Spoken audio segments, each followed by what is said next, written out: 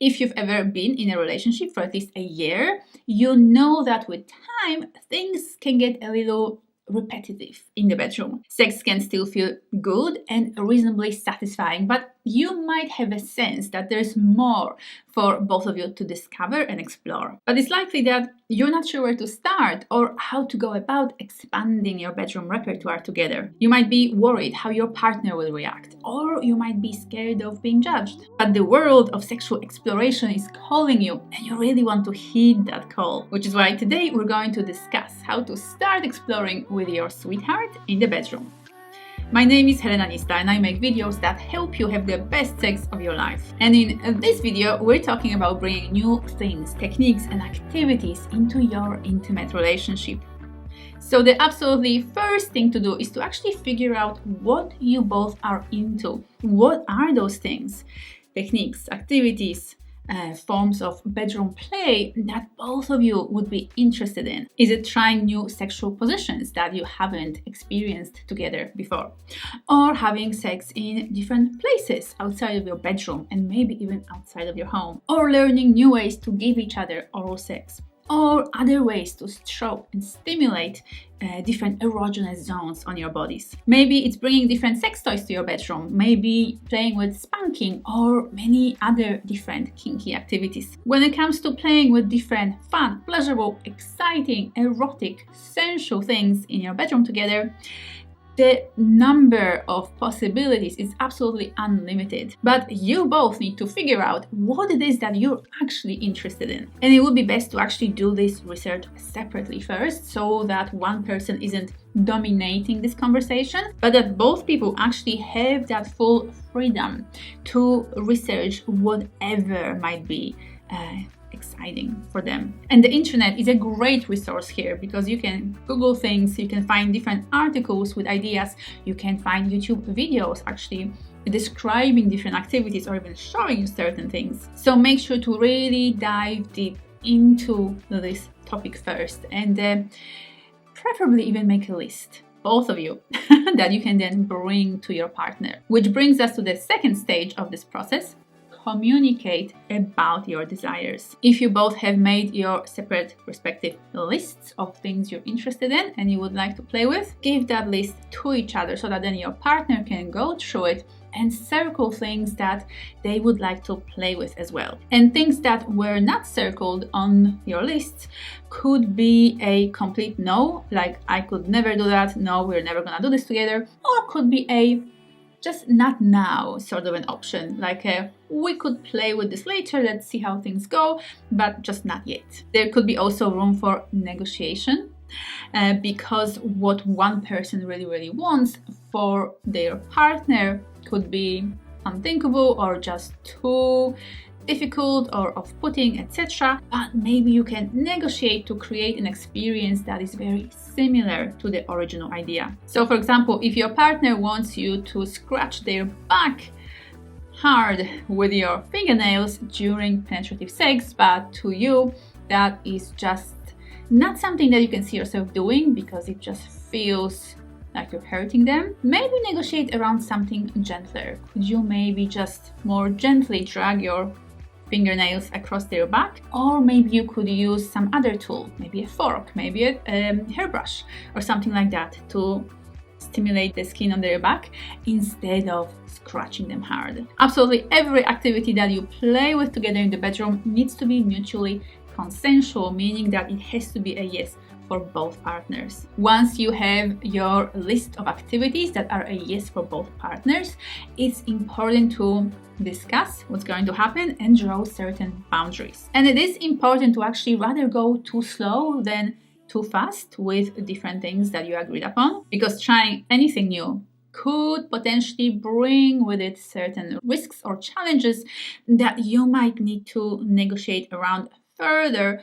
once you have clarity around them. I might think that my partner spanking me during sex is not a big deal and that I am open to it, but in truth, the experience itself might actually bring up potentially some past trauma or some discomfort with my emotions or beliefs, etc. So it's important to take things slow and kind of err on the side of caution rather than just charge with full force into something completely new for both of you. So before absolutely anything happens in your bedroom together, it is good to discuss those boundaries and just agree how far both of you will go. And then, in the moment, during that experience together, do not change those rules or those boundaries. This is a very important one. Our mindset and our thinking process can really change when we are aroused. And so, we could potentially, in that state of arousal, agree to things that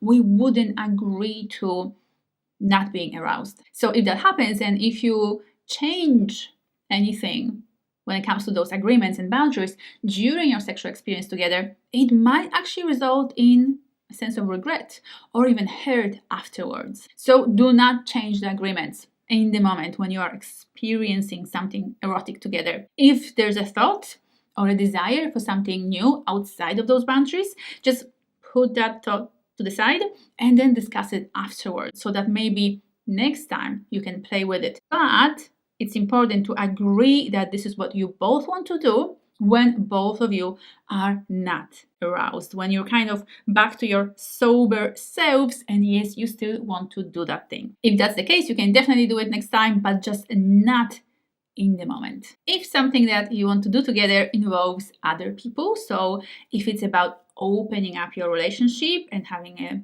threesome or a cuckolding situation or any other sort of scenario, going to a sex party, swingers party, etc., it is important to involve the other people in that conversation and in that communication as well. And I do have a full video about how to arrange a threesome with another person, so make sure to check it out after this one. So now you've done all the steps, you did your research, you discussed your ideas, you agreed upon what you're going to do, you drew boundaries around your experience, and then you did the thing. Now, there is one more step that is very, very important here, and that is to discuss the experience afterwards. This doesn't need to happen immediately afterwards, although if you feel like it, that's absolutely okay. But if what's more appropriate is to actually go to sleep or do something else, you can also have that debriefing session the next day. But it's very important to check in with each other. How was that for you? How was that for me?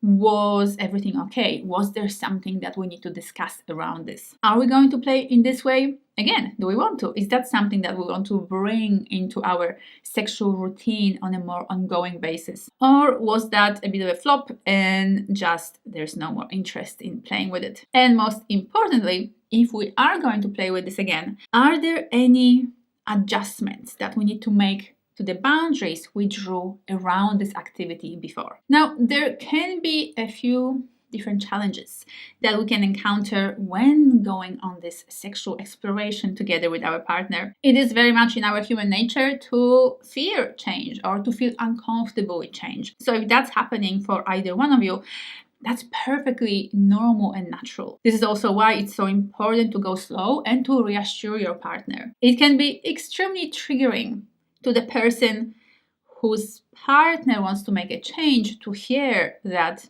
there is something we need to talk about around our sex life. And while there can be a certain level of discomfort around hearing that your partner wants to experiment and explore with different toys and activities and maybe with kink, etc., it can feel doubly or triply challenging and difficult to hear that they want to open up your relationship and potentially bring somebody else into your sex life together. So being very patient and going slow with this, not trying to rush the process, is so important. Answering all the questions that your partner might have around what you actually want to do with your intimate relationship together. There might be judgment coming up about what you're supposed to be as a spouse, as a parent, as a member of society. And so you're not supposed to be doing certain things like going to swingers clubs or playing with kinky sexual activities. Whereas the truth is, regardless of your age,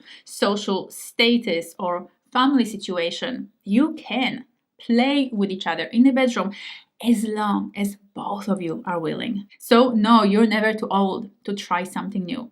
And no, it's not true that being a parent, a mother or a father, should stop you from being a fully expressed sexual being in the privacy of your bedroom. So don't let anybody's opinion dictate what you are supposed to be doing in your own sex life. Also remember that once you step on that path of sexual exploration with your partner, this can go on for years, potentially for the rest of your relationship together. So no, you don't need to rush. You don't need to do everything at once. You can very much take your time with it and just slowly introduce new or different things that you both are a yes to. And if Tantra and Tantric sex is something that you both are curious about, then I have a wonderful deal for you. As a part of my Black Friday promotion, you can currently enroll in the entire Tantric Sex for Couples online program at a reduced price. This is a beautiful, ecstatic, mystical journey that will introduce both of you to the Tantric philosophy